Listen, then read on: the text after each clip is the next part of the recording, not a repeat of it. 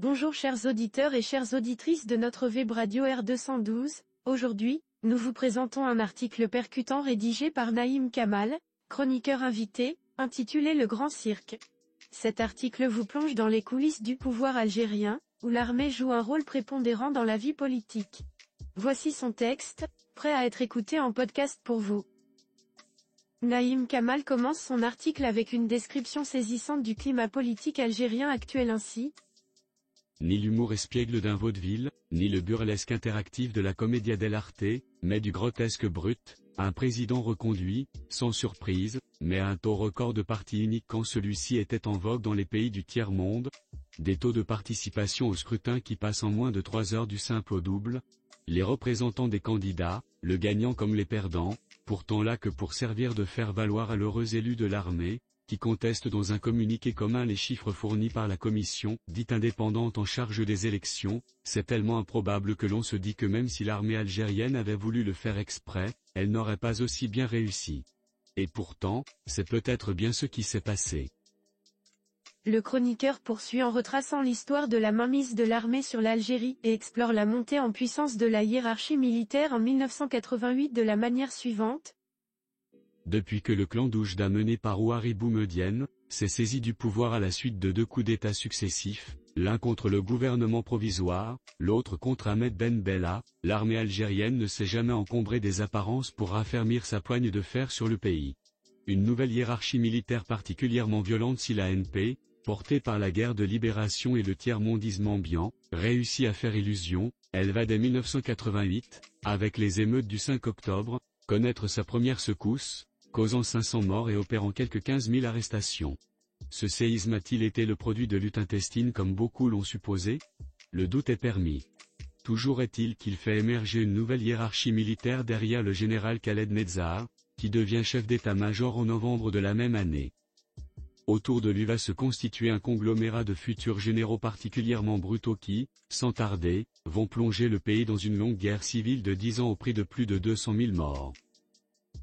Kamal aborde avec précision les événements politiques marquants de l'Algérie des années 1990, et analyse ensuite la mise en place du Haut Comité d'État en ces termes.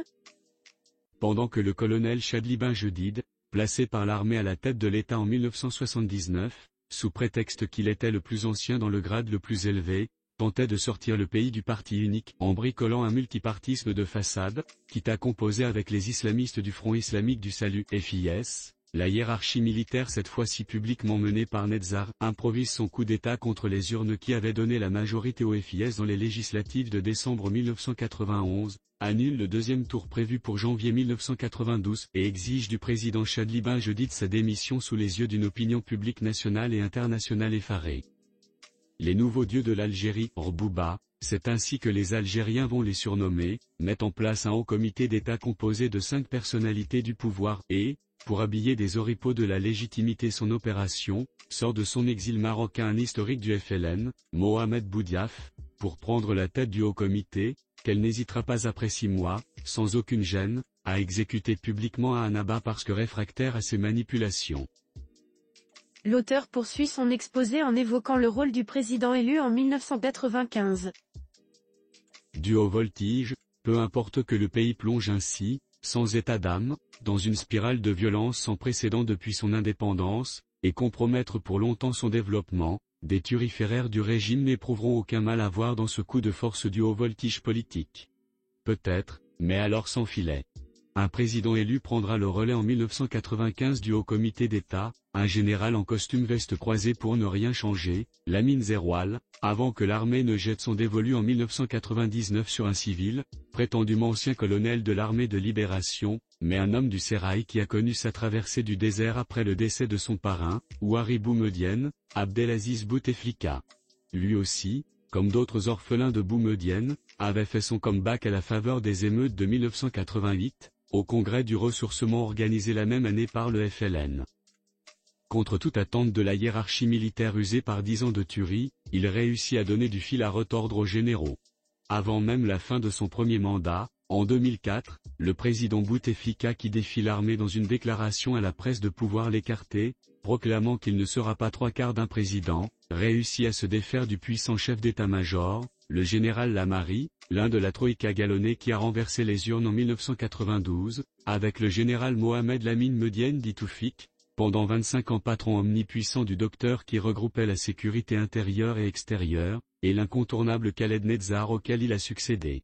Bouteflika le remplace par celui qui finira par le déposer 15 ans plus tard, Gaïd Saleh, général censé être effacé. En 2015, le duo Bouteflika-Gaïd réussit tout de même à écarter le faiseur de roi, le général Toufik. Naïm Kamal apporte une nouvelle dimension à son analyse en soulignant l'appétit de Bouteflika pour un 5e mandat ainsi.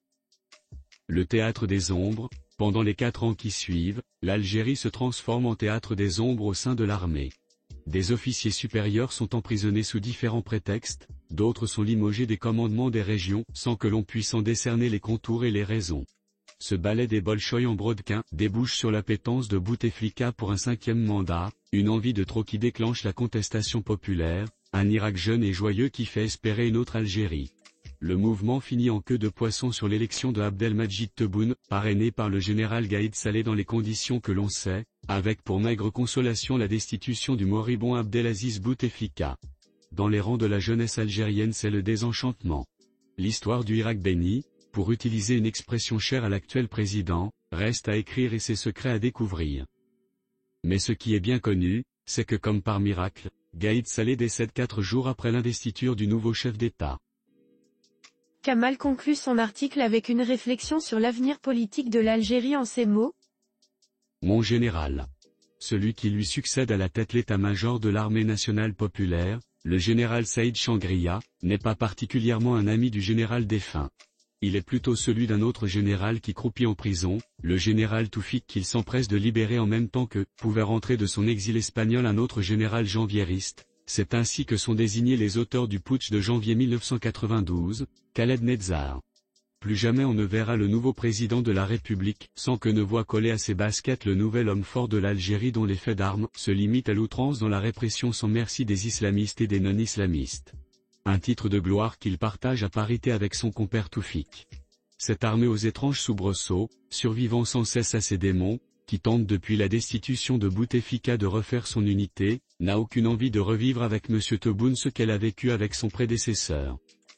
Elle connaît ses propensions mégalomaniaques qui ne se limitent pas aux expressions d'un nationalisme débridé et ne veut pas le croiser dans son espace réservé, le pouvoir, tout le pouvoir.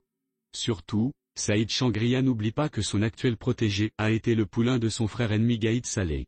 Dès lors, serait-ce une vue de l'esprit, au vu de l'historique de cette armée populaire peu réputée pour faire dans la finesse, de voir dans le grand cirque qui a accompagné la réélection de Abdelmadjid Tebboune, un acte délibéré, savamment orchestré, pour saloper et miner son nouveau mandat et tuer dans l'œuf toute velléité de se défaire de la tutelle de celui que le préside, tout président qu'il est, n'a aucune réticence pour l'instant à appeler mon général? La question mérite d'être posée. Rédigé par Naïm Kamal. Chers auditeurs de la web radio R212, merci d'avoir été à l'écoute de ce podcast et de partager avec nous ce moment d'échange et de découverte. Votre présence et votre fidélité sont notre plus belle récompense. On se dit à très bientôt, si vous le voulez bien. Avec toute notre gratitude, l'équipe de R212.